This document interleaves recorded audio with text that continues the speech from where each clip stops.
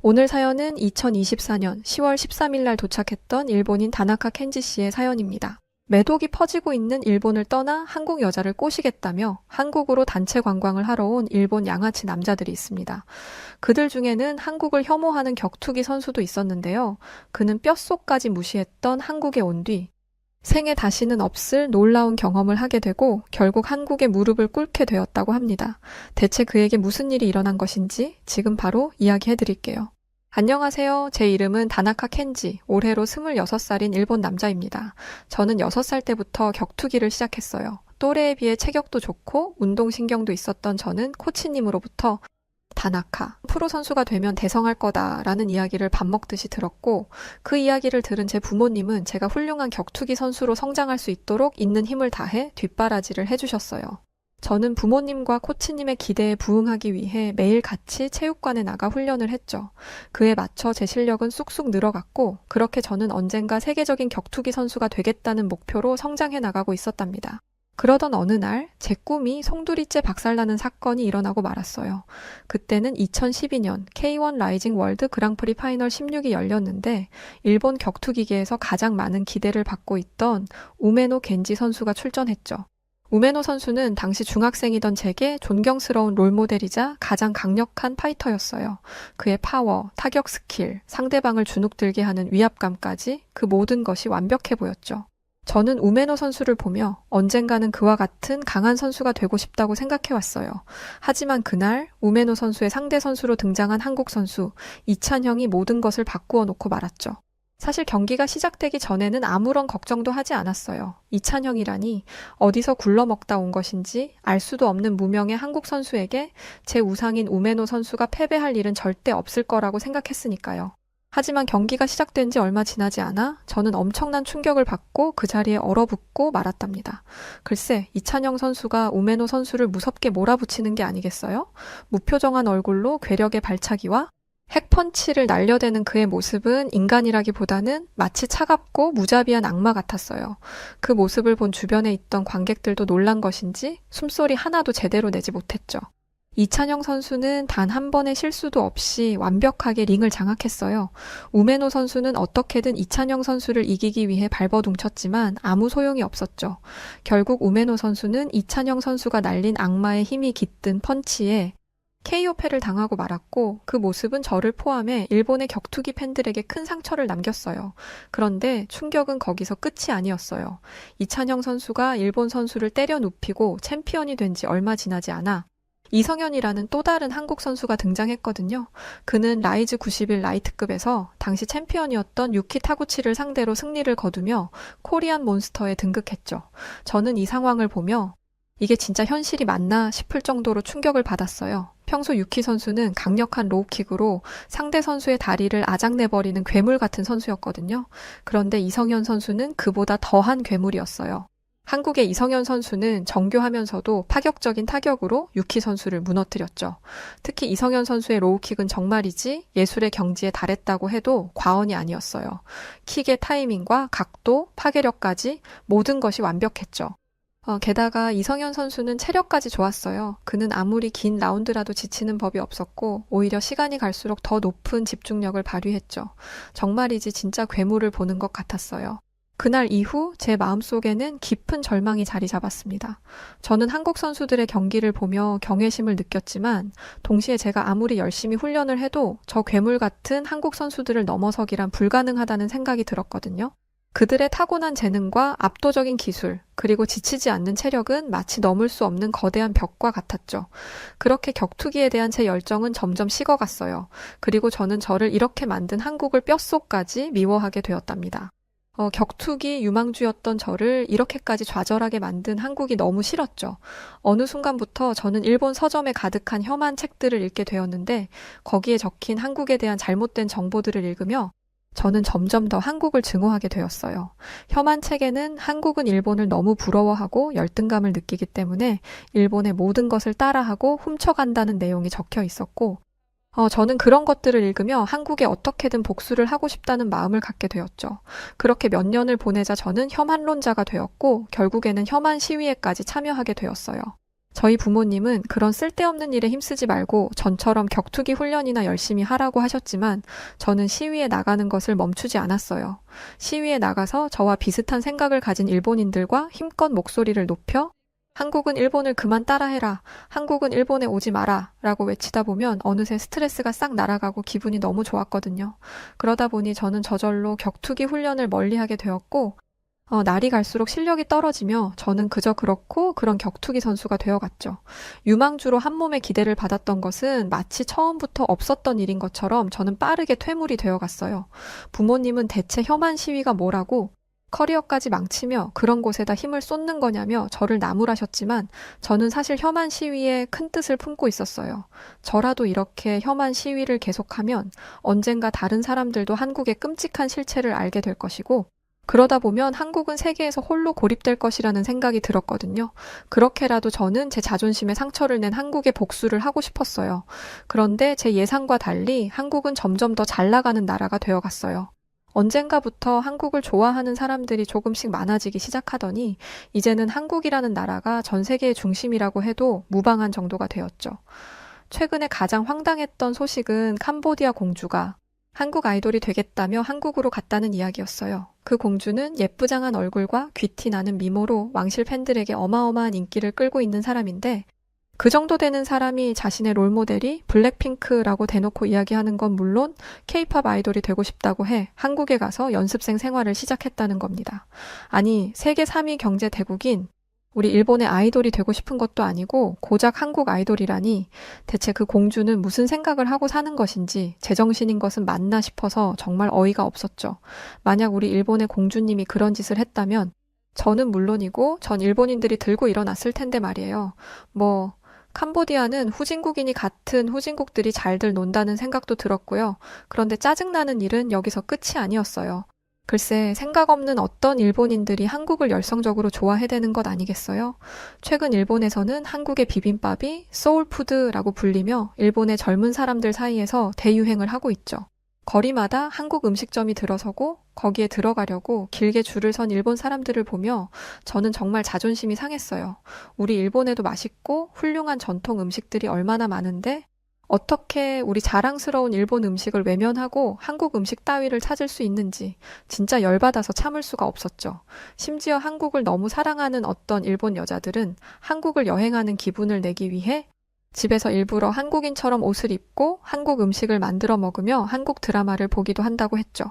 여기서 그치지 않고 그들은 한국어 스터디 모임을 만들어서 매일 한국말을 쓰며 한국인 코스프레까지 한다고 했어요. 그 이야기를 듣는데 진짜 일본인으로서 자존심도 없나 싶고 세상에 좋아할 게 없어서 한국을 좋아하나 싶었죠. 그나마 제 자존심을 살려주는 것은 일본의 만화였는데 일본 만화는 예전부터 퀄리티가 높고 작품성이 훌륭해서 전 세계에서 1등을 해왔죠. 한국인들도 일본 만화라면 사족을 못 썼으니 저는 거기에 약간이지만 만족감을 느꼈어요. 그런데 어느 순간부터 한국이 일본 만화의 위상을 넘어서려 하는 게 아니겠어요? 대체 어쩌다 이 지경이 된 것인지 알아보니 사람들이 휴대폰으로 웹툰을 보기 시작하면서 뛰어난 디지털 기술을 가진 한국이 일본 만화 시장에 치고 들어왔다는 것이었어요. 그리고 얼마 지나지 않아 결국 네이버 웹툰이나 카카오 웹툰 같은 한국의 플랫폼들이 일본에서 인기 있는 앱 1위와 2위를 차지하게 되었죠. 상황이 이렇게 되다 보니 요즘 일본 만화가들 사이에서는 한국스러운 웹툰을 그리거나 작품의 배경을 한국으로 설정하는 것이 유행한다고 하더군요. 심지어 어떤 일본 만화가들은 한국을 베껴야 한다는 말을 공공연하게 떠들고 다녔어요.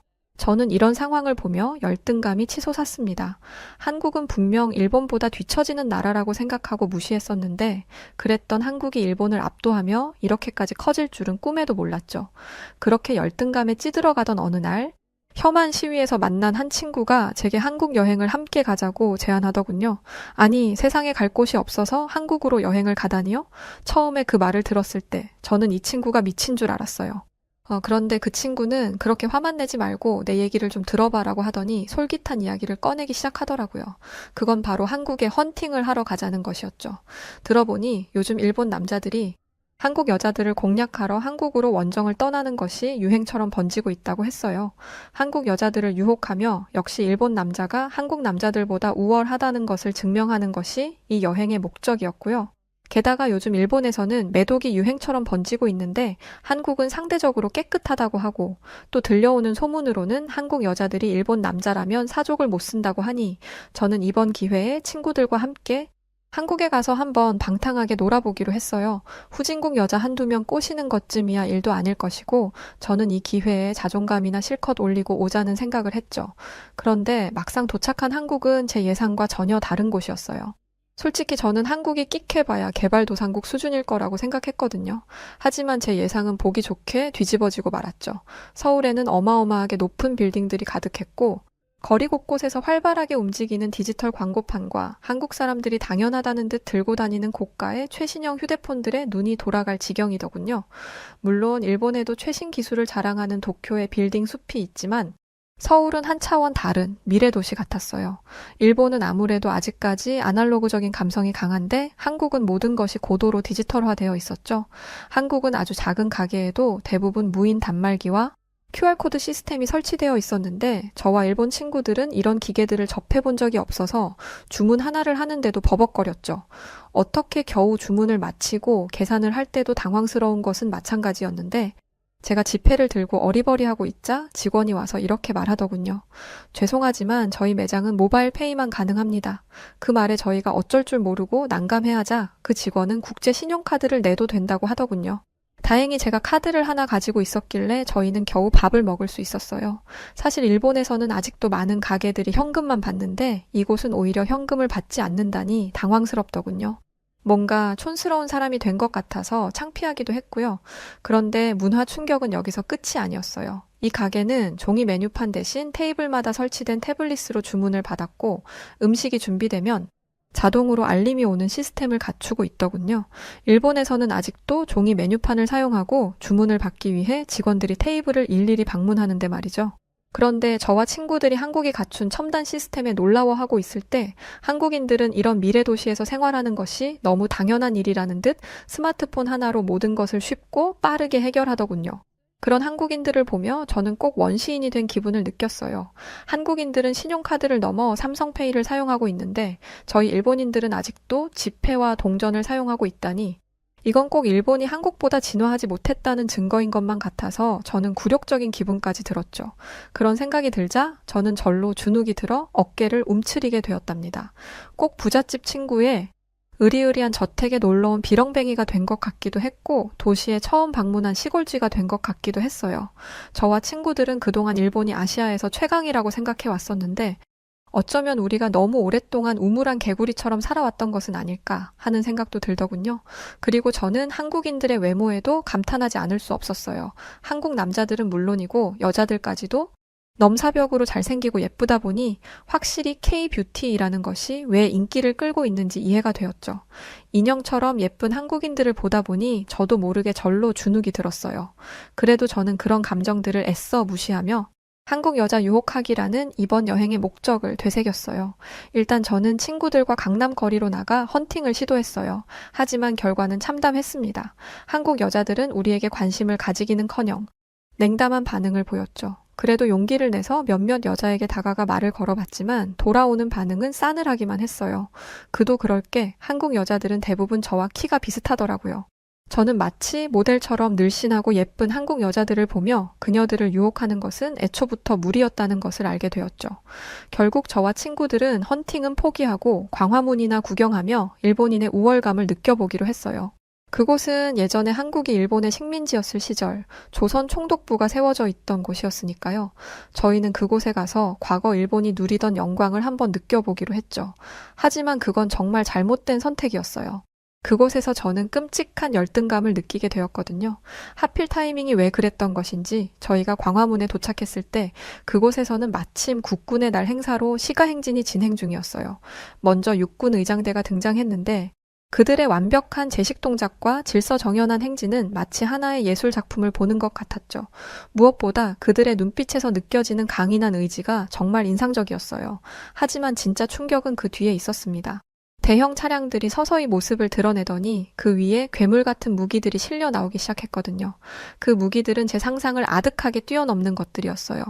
특히 현무5라고 불리는 미사일을 보았을 때는 저는 숨이 멎어버리는 것 같았죠. 현무5는 한 방에 지하 100m까지 뚫어버릴 수 있음은 물론 탄두 중량이 수톤에 사거리는 수천 킬로미터에 이른다고 하더군요.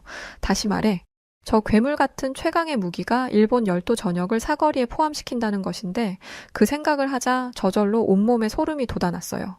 이제 한국은 마음만 먹으면 일본의 군사기지나 주요 전략 거점을 일거에 초토화시킬 수 있고 만약 그런 일이 실제로 벌어진다면 우리 일본은 손 한번 써보지 못하고 무조건 항복을 하게 될 테니까요. 그런데 충격은 여기서 끝이 아니었어요. 글쎄, 한국이 현무5에 그치지 않고 앞으로 현무6, 현무7, 현무8까지 발전시킬 계획이라는 게 아니겠어요? 그렇게 되면 한국과 일본의 격차는 더 아득하게 벌어질 텐데 정말 눈앞이 캄캄해지더군요. 더 놀라운 것은 이 엄청난 무기를 한국이 자체 기술로 독자적으로 개발했다는 것이었어요. 그리고 뒤이어 등장한 K2 전차의 위용은 말로 표현하기 어려울 정도였죠. K2가 아스팔트를 울리며 지나가는 소리는 꼭 천둥 같았는데 이건 일본의 구식 전차와는 비교도 할 수 없는 수준이었어요. 그런데 거기서 끝이 아니었습니다. K9 자주포, 천궁 미사일까지 하나하나가 첨단 기술의 결정체였죠. 그렇게 한국의 강력한 무기들을 보며 아연실색하고 있는데 하늘에서 굉음이 들려오더군요. 깜짝 놀라서 위를 올려다보니 공군 전투기들이 하늘을 멋지게 수놓고 있었어요. 그들은 공군 특수비행팀 블랙 이글스라고 했는데 이번 국군의 날을 축하하기 위해 비행을 하는 거라고 하더군요. 블랙 이글스는 하늘 위에 한국을 상징하는 태극 문양을 수놓았고 그걸 바라보는 한국인들의 얼굴에는 자부심이 가득했어요.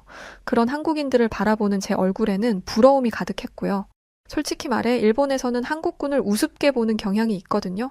비록 지금은 패전국 신세이기는 하지만 예전에 우리 일본군은 한국을 넘어 중국과 동남아까지 진출하며 대제국을 건설한 바 있고 그때만 해도 한국은 우리 일본의 발 아래 납작 엎드린 초라한 신세였으니까요.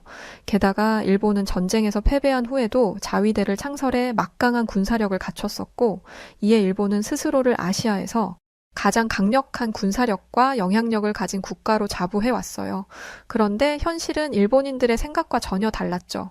지금 제 눈앞에 펼쳐진 한국 군대의 모습은 더 이상 예전에 초라하던 그 모습이 아니었어요. 그들은 최첨단 무기들로 무장한 채 용맹함을 뿜어내고 있었죠. 저와 친구들은 한국군을 보며 절로 어깨가 움츠러들었답니다. 분명 100년 전 일본의 식민지였던 후진국이 이제는 이토록 강한 모습을 보여주는 것에 저는 묘한 열등감을 느낄 수밖에 없었어요. 사실 일본의 자위대는 최신 무기를 사들이며 몸집은 거대하게 불려놓았지만 그뿐이었죠. 일본은 역사적 배경으로 인해 현무5와 같은 장거리 미사일이나 공격형 무기 개발이 거의 불가능하거든요. 그렇게 일본이 과거의 영광에 기대어 주춤하는 사이 한국은 아무런 제약 없이 첨단 무기를 개발하며 쉬지 않고 발전을 거듭했고 앞으로는 점점 더 일본과의 격차를 벌려나가겠죠. 이런 생각이 들자 그제서야 한국이라는 강대국이 제대로 보이기 시작하더군요. 한국은 더 이상 일본의 발 아래서 빌빌거리던 나약한 국가가 아니었어요. 한국은 명실상부한 강력하고 뛰어난 선진국이었죠. 게다가 요즘 우리 일본은 유명 AV 여배우들이 매독 양성 판정을 받고 일반 국민들 사이에서도 매독이 무섭게 퍼져나가는 중인데 한국은 강력한 군사력과 첨단 기술을 바탕으로 선진 문화가 퍼져나가는 중이라니 정말이지 비교를 안 할래야 하지 않을 수가 없었죠. 그렇게 저와 친구들은 자존심이 박살난 채로 터벅터벅 힘없이 광화문 일대를 배회했어요. 한국 여자를 유혹하겠다는 저희의 계획은 이미 물 건너간 지 오래고 한 번쯤 보고 싶었던 조선 총독부 건물 역시 한국인들이 박살내버린 지 이미 오래였으니 이제는 뭘 하면 좋을지 몰라 저희는 그저 걷고 또 걷기만 했죠.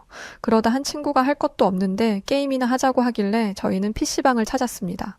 그런데 한국은 e스포츠 강국답게 PC방도 클래스가 다르더군요. 초고속 인터넷은 기본이고 모든 게임이 최상의 설정으로 구동되고 있었어요. 주변을 둘러보니 프로게이머를 꿈꾸는 듯한 젊은이들이 진지한 표정으로 게임에 임하고 있었죠. 저는 바로 여기서부터 한국의 e스포츠 저력이 시작되는 거구나 라는 생각이 들었어요. 제 친구들 역시 태어나서 이렇게 빠른 인터넷은 처음 본다며 감탄에 감탄을 거듭했고 그렇게 저희는 언제 우울했었냐는 듯 한국 PC방에서 즐거운 시간을 보냈죠.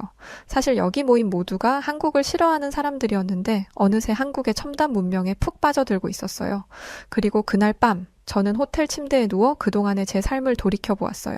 가만히 생각해보니 제가 한국을 미워했던 것에는 아무런 논리도 근거도 없었더군요. 게다가 만약 일본의 격투기 선수들이 한국 선수들에게 격파당했을 때 그들에게 열등감을 느낄 게 아니라 더 열심히 훈련에 정진했다면 지금과 같은 어정쩡한 실력의 선수가 아닌 챔피언이 되어 있을지도 모르는데 말이죠. 그런 생각이 들자 제 지난 시간들이 정말 어리석게 느껴지더군요. 그래서 다음 날 저는 홀로 산책을 하다 우연히 보게 된 근처의 대형 태권도장을 찾았어요. 격투기 선수로서 새롭게 태어나기 위해 한국의 전통 무예를 직접 체험해보고 싶었거든요. 저는 태권도장의 사범님에게 제 신분을 밝힌 후 한번 대련을 해볼 수 있는지 여쭤봤어요. 그러자 사범님은 호기심을 보이시며 흔쾌히 그러자고 하시더군요. 그렇게 저희는 서로 다른 무술로 대련을 하게 되었죠. 처음에 저는 아무리 그동안 제가 훈련에 최선을 다하지 않았다지만 그래도 평생 격투기를 해왔으니 태권도 사범과 비등하게 싸울 수 있을 거라고 생각했어요. 그런데 막상 대련에 들어가자 저는 한국 사범의 발차기에 맥없이 나가 떨어지고 말았어요.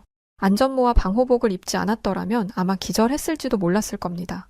아니, 인간적으로 발차기가 너무 강력하더라고요. 저도 격투기 선수로서 발차기에는 자신이 있었는데 한국 사범의 발차기는 차원이 다른 파워를 보여주었죠.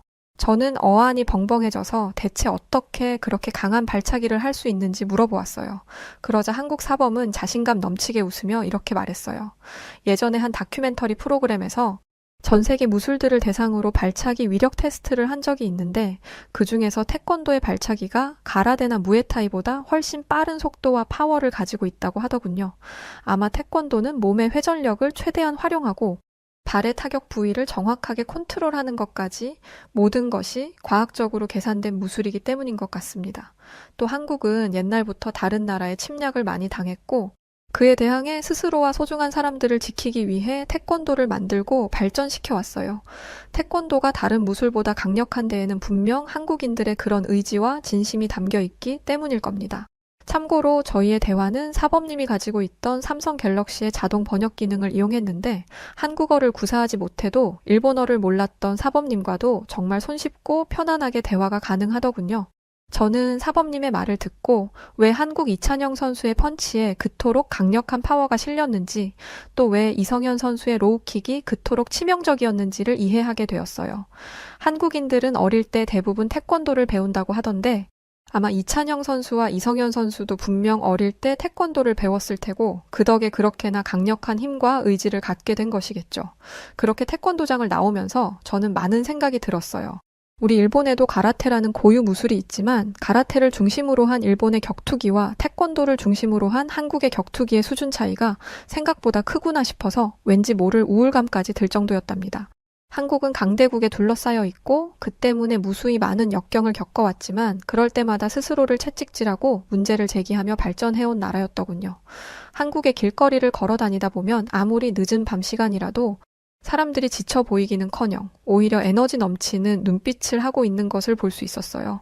어쩌면 한국이 이렇게 빠르게 성장하고 발전한 이유는 바로 저 눈빛에 있는 것은 아닐까. 이렇게 한국인들이 스스로를 개선하며 끊임없이 노력하는 동안 나는 그리고 일본은 대체 뭘 한 것인가 하는 생각이 들더군요. 그런 생각이 들자 한국에 와서 유유자적하며 여자들이나 꼬셔보려 했던 제가 참 부끄럽게 느껴졌어요. 한국인들은 불철주야 자신의 성장을 위해 노력하는 성숙하고도 훌륭한 사람들이었는데 저는 그런 줄도 모르고 그들을 무시하며 쉽게 유혹할 수 있을 거라고 생각했으니까요. 게다가 제가 어디를 가든 한국 사람들은 제게 친절하게 대해주었는데 이렇게 좋은 사람들을 그동안 미워해왔다는 것도 참 바보 같았다는 생각이 들었어요. 제가 그동안 읽어온 혐한 서적에는 한국 사람들이 다 앞뒤가 다르고 천박하며 상스러운 사람들이라고 되어 있었는데 실제로 만나본 한국 사람들은 절대 그런 사람들이 아니었죠. 또 한국이 일본을 따라한다는 것 역시 사실이 아니었어요. 한국은 사람들이며 건물이며 문화까지 모든 것이 세련됨 그 자체였고 한국 사람들 특성상 정체되어 있는 것을 싫어하는데 그런 사람들이 일본의 아날로그 문화를 따라할 리가 없었죠. 결국 저는 그동안 말도 안 되는 오해로 한국을 미워하며 제 커리어까지 망쳐왔던 것인데 참 대체 왜 그랬던 것인지 너무 후회스럽더군요. 차라리 진작 한국에 왔다면, 그래서 한국인들의 열정과 노력을 직접 목격했다면 많은 것이 달라질 수 있었을 텐데 라는 생각이 들었죠. 지금 저는 20대 중반으로 스포츠 선수로 성공하기에는 꽤나 늦은 시기였으니 이 깨달음은 정말 너무 뼈아픈 것이었어요.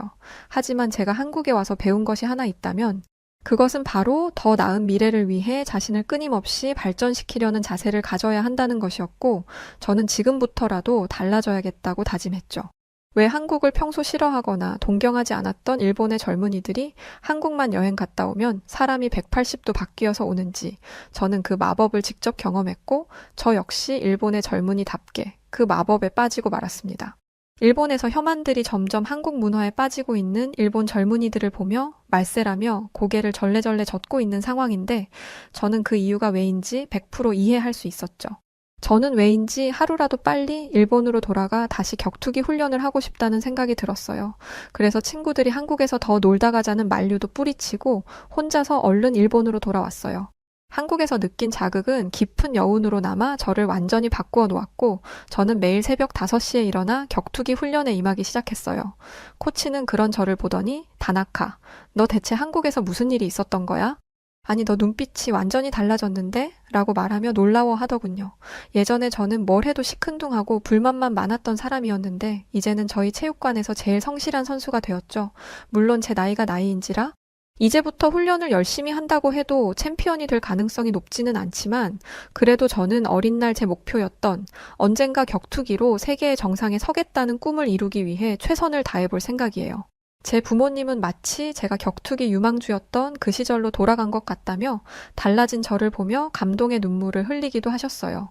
그러면서 한국에 한번 갔다 왔을 뿐인데 사람이 이렇게 달라지냐면서 이럴 거라면 앞으로 10번이고 100번이고 한국에 다녀오라고 농담처럼 말씀하시더군요.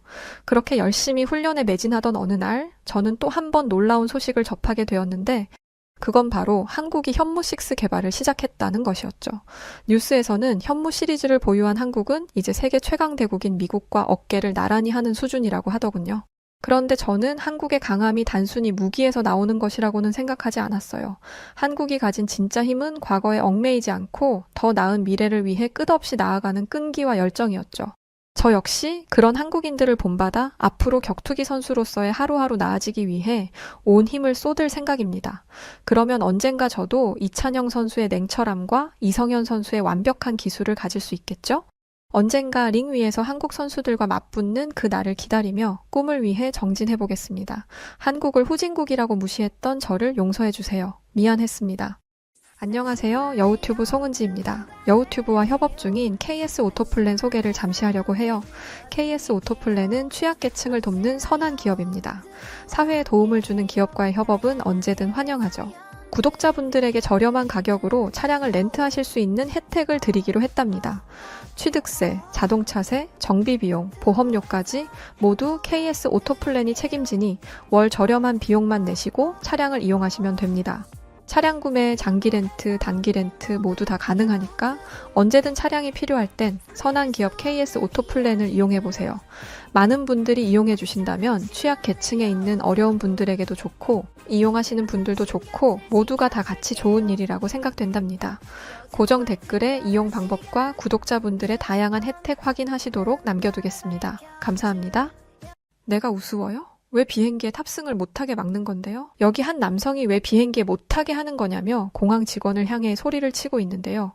공항에는 뜬금없이 곡물들이 나뒹굴고 있고 그 모습에 많은 사람들이 당황해하고 있습니다. 과연 이 공항에 무슨 일이 있었던 걸까요? 안녕하세요. 저는 영국 스트롤 출신의 아비게일 그린이라고 합니다. 어릴 때부터 저는 멋진 승무원이 되는 게 꿈이었는데요. 성인이 된 지금은 결국 그 꿈을 이뤄서 영국의 브리티시 에어웨이 항공사에서 일하고 있습니다. 제가 어릴 때부터 승무원이 된다는 꿈을 부모님에게 밥 먹듯이 이야기했더니 하루는 부모님께서 승무원은 경쟁률도 굉장히 높고 특히나 사람을 상대해야 하는 일이기 때문에 쉽지 않은 직업인데 다른 걸 해볼 생각은 아예 없는 거니? 라면서 물어보실 때가 종종 있었어요. 하지만 저는 높은 하늘을 가로질러 날아가는 비행기의 모습을 볼 때마다 나도 언젠가 꼭 저 비행기 안에 올라타. 저 비행기와 함께 하늘 높은 곳을 날아다니고 싶다는 생각이 있었고, 그래서 전 제가 가진 꿈을 꼭 이루려고 노력했어요. 제가 살았던 도시는 영국 스트롤이라는 도시인데요. 스트롤은 헤브리드 제도의 헤브리디스 섬에 있어요. 제가 살았던 이 지역은 아름다운 자연 경관과 역사적인 유적으로 유명했고,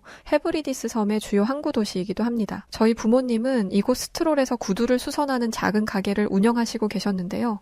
항상 학교를 마치고 집을 가면 아무도 없어서 늘 부모님이 운영하는 가게에 있던 적이 많습니다. 늘 같은 공간, 같은 생활 때문인지 언제나 지루했고 늘 심심했었어요.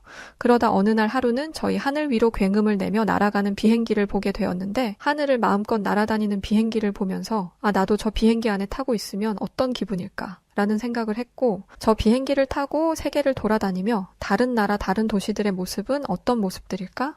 늘 그런 마음이 한켠에 있었던 것 같아요. 아무래도 승무원이 된다면 업무의 특성상 제가 그렇게 타고 싶던 비행기를 매일같이 타야 했을 거고, 그 비행기의 목적지는 영국이 아닌 다른 나라의 도시들일 테니까 제가 늘 마음속에 담아두던 걸 할 수 있게 해주는 유일한 직업이었죠. 나이를 먹고 저도 성인이 되어가면서 생각보다 쉽지 않은 승무원이라는 직업에 좌절했던 적도 많았습니다. 어디 여행을 떠나보려고 해도 부모님의 구두 수선 가게는 소득이 낮아서 어디 해외여행이라는 것을 생각할 수 없는 형편이었고, 설령 여행을 떠난다고 해도 다른 나라에서 지내면서 소비해야 하는 비용을 감당해내는 게 쉽지 않았기 때문이었죠. 심지어 저는 영국에서 태어난 영국 사람인데도 수도인 런던에 조차도 가본 적이 없었어요. 런던을 가려면 제가 사는 스트롤 공항에서 직항 비행기를 타고 갔을 때 2시간 정도가 걸리는데, 당연히 비행기 탈 만한 여건이 되지 않았기 때문에 만약 스트롤에서 페리를 타고 본토까지 가는 방법으로 가게 되면 3시간을 달려 다시 기차와 버스를 타서 런던으로 이동해야 하는데, 많이 걸리면 8시간까지도 걸리기 때문에 제가 사는 지역에서 런던까지 가는 것도 쉽지만은 않았어요. 저는 그런 이유로 승무원이 되기 위해서 차근차근 준비해 결국 제가 꿈꾸던 항공사 승무원이 될 수 있었는데요. 그때 합격 통보를 받았던 당시에 얼마나 기뻤는지 지금 생각해도 가슴이 벅차오를 정도예요. 저의 합격 소식을 들었던 아버지는 우시기까지 하셨는데, 제가 항공사 취직으로 기숙사로 떠나던 날 아버지가 제 손에 두툼한 봉투를 주셨었어요. 그 안에는 그동안 부모님이 구두수선일을 하며 한 푼 두 푼 모았던 종잣돈이 들어있었죠. 이 돈을 벌기까지 그렇게 고생하셔 놓고는 하나뿐인 딸이라고 모아둔 돈을 저에게 가져가라며 주신 거예요. 떠나기 전날 밤에 저는 얼마나 울었었는지 몰라요. 저는 다음 날부터 항공사 입사 후에 정말 많은 시간을 혹독하게 훈련받았습니다. 승무원 하면 뭔가 단정하면서 화려하고 왠지 모르게 프로페셔널하게 느껴지곤 했었는데, 막상 승무원이 되고 나서 보니 겉으로 보던 것과는 다르게 승무원으로서 갖추어야 할 모습과 자세, 말투까지 사실 쉽지 않더라고요. 또한 고객들이 보이지 않는 곳에서 땀을 뻘뻘 흘리며 굳은 일들도 도맡아 해야 하는 고된 직업이었어요. 그래도 이렇게 힘들지언정 제가 어릴 적부터 바래왔던 것들을 현실로 만드는 것은 틀림없었죠. 높은 하늘을 날아올라 세계 각국을 가볼 수 있었기에 그 자체만으로도 만족하고 행복했습니다. 평소와 다르지 않은 어느 날 저는 항공사 팀장님으로부터 전해 들었던 이야기로 눈이 동그래져 궁금한 토끼 마냥 궁금해서 어쩔 줄 몰라 하던 일이 있었는데요. 바로 저희 비행기에 동양인 관광객들이 단체로 탑승할 거라는 이야기 때문이었는데요. 태어나서 동양인들과는 대화 한마디 해본 적 없었던 터라서 과연 동양인들은 어떤 성격을 가진 사람들일까 하는 궁금증이 생기더라고요. 그런데 저와 함께 있던 승무원 선배님이 외마디 비명을 지르며 어쩔 줄 몰라 하셨어요. 그 모습을 보던 팀장님은 승무원 선배가 왜 저러는지 이해하겠는지 한숨을 길게 내쉬더니 자리를 떠나셨었는데요. 외마디 비명을 질렀던 선배 말고도 다른 선배님들까지 모두 이런 상황이 너무 걱정되고 우려스럽다면서 대체 이해할 수 없는 엉뚱한 말들을 늘어놓기 시작하셨었습니다. 제가 선배에게 왜 그러시는지 알려달라고 이야기했더니 선배는 이런 말씀을 해주시더라고요. 예전에 한번 중국인 관광객들이 단체로 비행기에 탑승했던 적이 있었는데, 그때 그 중국인들 때문에 말도 못하게 고생을 했었다고 하더라고요.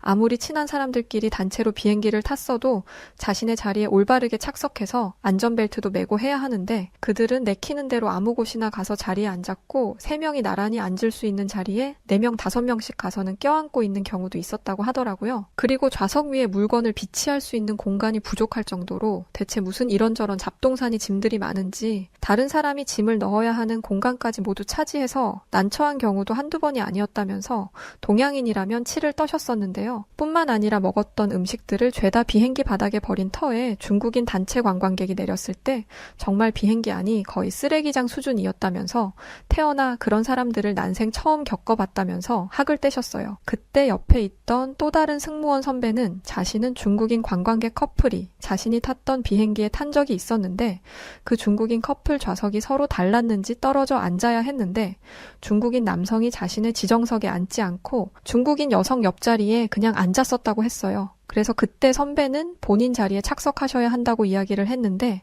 그 중국인 남성은 대뜸 중국말로 자신을 향해 막무가내로 뭐라고 소리를 질렀었다고 했었는데요. 자신의 여자친구 옆자리에 지금 아무도 없는데 아무도 없는 빈자리에 앉아서 갈 수 있는 거 아니냐면서 엄청 따졌대요. 그러면서 돈을 내라면 낼 수도 있다면서 자신이 돈 없는 가난뱅이처럼 보이냐며 난동을 피워서 엄청 고생했었다는 푸념을 늘어놓으시더라고요. 그러면서 그들은 왜 이렇게 싸움들도 많이 하는지 동양인 관광객들이 단체로 비행기를 타면 무조건 한두 차례는 자기네들끼리 다툰다고 하더라고요. 그러면서 선배가 저에게 마음을 단단히 먹어야 한다면서 아마 못 볼 꼴 많이 볼 수 있으니 긴장하라면서 말이죠. 선배의 그 이야기를 듣고 나니까 괜히 저도 겁이 나더라고요. 대체 어떤 사람들이길래 이렇게까지 선배들이 기겁할 정도로 걱정을 하는 건지 궁금하면서도 한편으로 걱정도 되면서 온갖 생각들이 교차했었는데요. 이번에 저희 비행기에 탑승하는 동양인 관광객들은 중국인들은 아니었고 한국인들이라더라고요. 그 소리에 선배들에게 이분들은 한국인 분들이라는데 괜찮지 않을까요? 라면서 선배들에게 물었더니 솔직히 전에 탑승했던 관광객들 사이에는 중국인들, 한국인들 다 섞여 있었어서 그렇게 난동을 피웠던 사람들이 어느 나라 사람인지 잘 모른다면서 여하튼 같은 동양인들이니까 긴장 풀지 말고 정신 바짝 차리라고 하더라고요. 저희 비행기의 문이 열리고 드디어 관광객들이 하나둘 모습을 보이며 저희 비행기에 탑승하기 시작했는데요. 선배들의 얼굴에는 웃음도 섞여 있으면서 뭔가 걱정이 한가득 있는 불편한 표정들도 볼 수 있었어요. 저 또한 선배들에게 들은 게 있다 보니 괜히 긴장이 더 되고 그래서 손님을 향해 웃어야 하는데 표정이 자연스럽게 나오지는 않더라고요. 비행기에 드디어 검은색 머리를 한 동양인들이 하나둘 올라타기 시작했는데요. 실제로 눈앞에 마주하고 나니까 더 긴장되고 그러더라고요. 탑승하는 승객들의 티켓을 보여달라고 하면서 확인하는데 손이 어찌나 떨리던지 주체할 수가 없더라고요. 그런데 그때 한국인 여성 탑승객이 제가 손을 너무 떨고 있자 갑자기 제 손을 잡으시더니 손을 너무 떠신다면서 괜찮아요? 하고는 비행기 안으로 들어가시는 거였어요. 순간적으로 저는 뭐지 싶었는데 속으로 이 정도로 벌써 떨면 안 된다는 신호를 보낸 건지 더 걱정이 되더라고요. 여하튼 그렇게 막힘없이 손님들은 비행기에 올라타고 있었는데 제 맞은편에 있던 선배가 고개를 갸우뚱하더라고요. 그 모습에 제가 왜 그래요? 하고 물었는데요. 중국인들이 비행기에 탑승했을 때는 항상 티켓을 손에 들고 있지 않아서 매번 가방을 뒤지거나 주머니를 뒤지는 행위 때문에 늘 탑승이 밀리고 지연됐었는데 이상하게 이번에 탑승하는 한국인 분들은 그런 게 없다면서 좀 다르다고 하시더라고요. 그러면서도 뭐 같은 사람이 아니니까 조금 다를 수도 있는 거겠지 하시면서 분명 좀 있으면 난동이 시작될 게 분명하다고 말씀하셨죠. 하지만 탑승 인원이 전원 비행기에 올라타고 자신의 좌석을 찾아 착석하는 게 너무 자연스럽고 빠르게 진행되었었는데요. 그러면서 자신의 좌석 위에 있는 짐칸에 짐을 넣으면서도 남의 공간을 차지하지 않도록 신경 쓰면서 짐들을 넣었고 짐이 커서 부득이 타인의 공간을 침범할 때는 옆 사람에게 양해까지 구하는 매너 있는 모습까지 보여줬었어요. 승무원으로 그런 과정에서 생길 수 있는 분란들을 챙겨야 하는데 막상 한국인들은 스스로 다 알아서 하는 모습들 때문에 저희가 딱히 뭘 할 것도 없더라고요. 선배들을 보니까 선배들도 저와 다르지 않았는데요.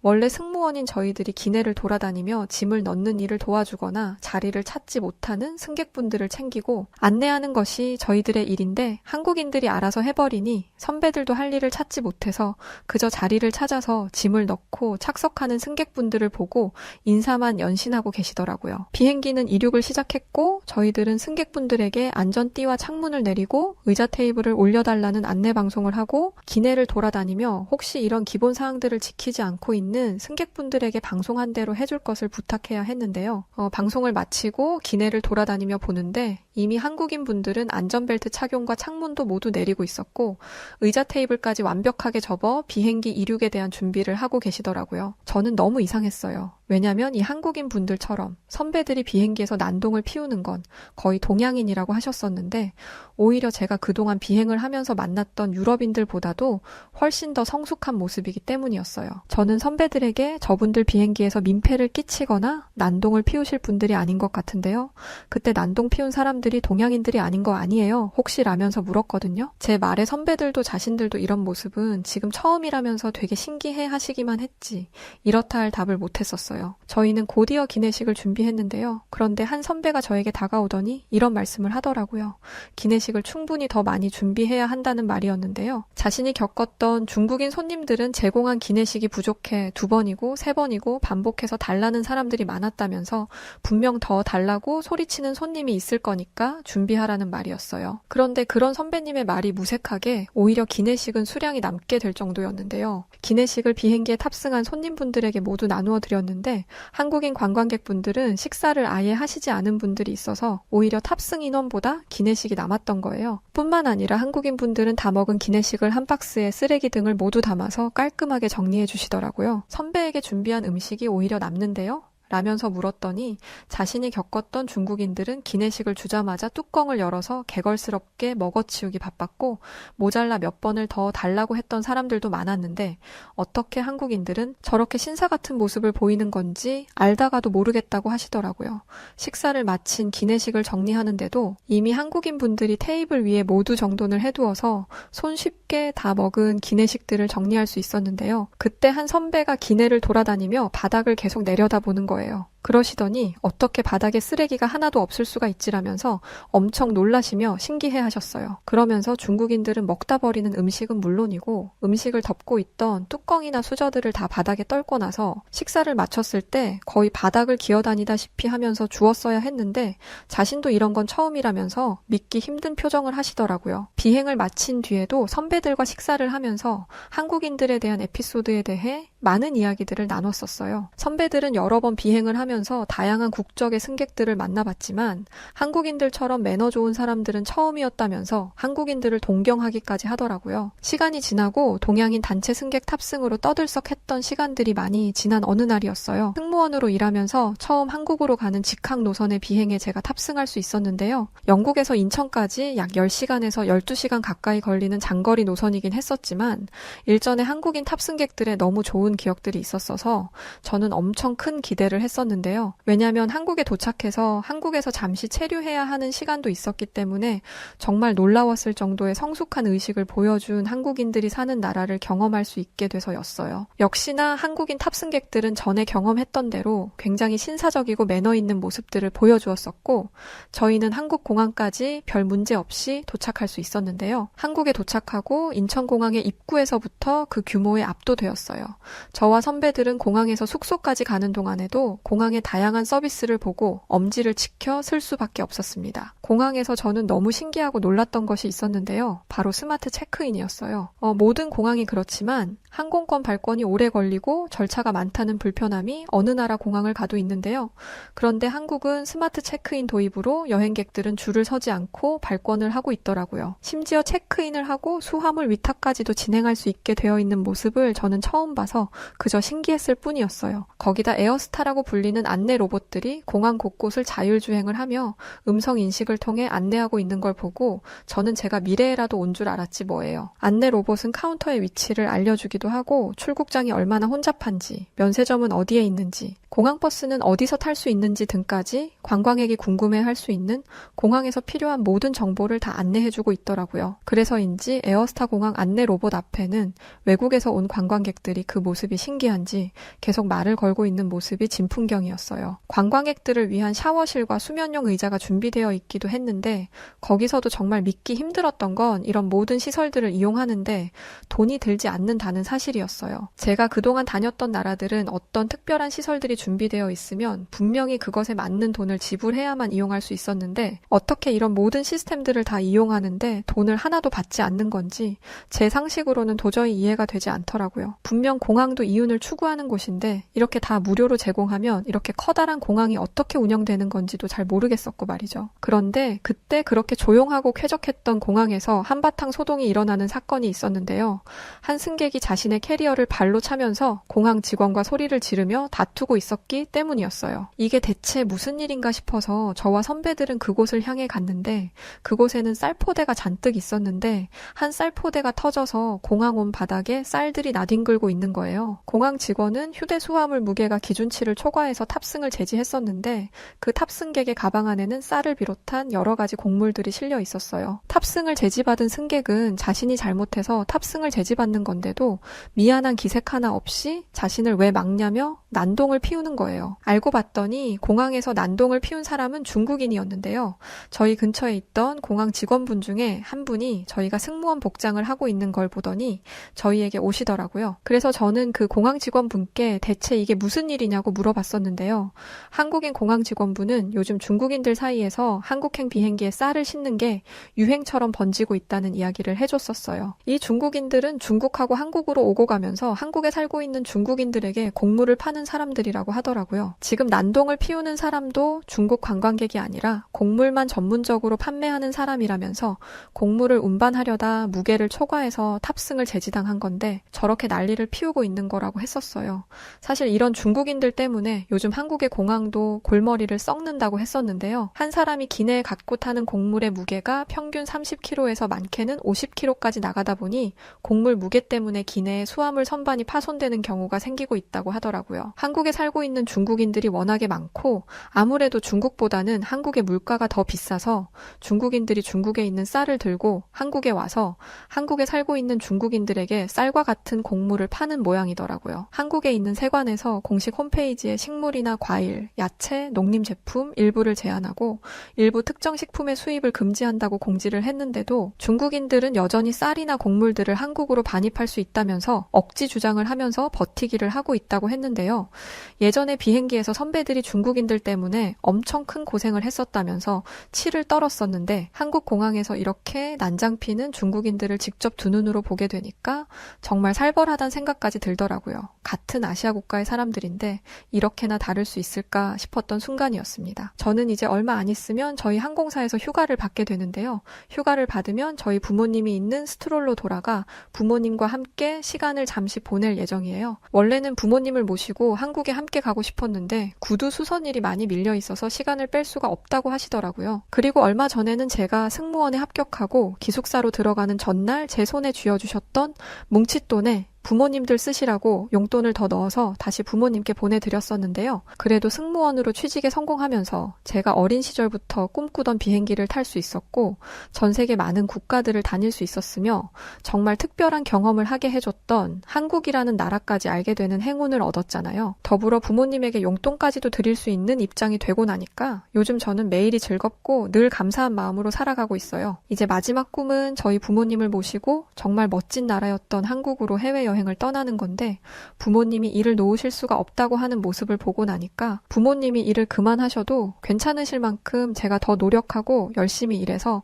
부모님이 일을 잠시 하지 않으셔도 경제적으로 아무 문제가 없도록 해야 하겠다는 생각을 갖고 있어요. 아직 해외여행을 한 번도 해보지 못했던 분들이라서 제가 경험한 한국이라면 분명 저희 부모님도 좋아하실 거라고 생각하고 있습니다. 자, 오늘은 어린 시절 승무원을 꿈꿨고 실제로 승무원이 되어 비행하며 겪었던 아비게일 그린 씨의 이야기를 담은 사연이었습니다. 오늘 사연 어떻게 들으셨나요? 오늘의 사연이 마음에 드셨다면 구독과 좋아요 눌러주시고요. 구독과 좋아요는 해외 다양한 감동적인 사연들을 소개해드릴 수 있는 힘이 됩니다. 그럼 지금까지 여우튜브 송은지였고요. 끝까지 시청해주신 모든 분들 감사합니다.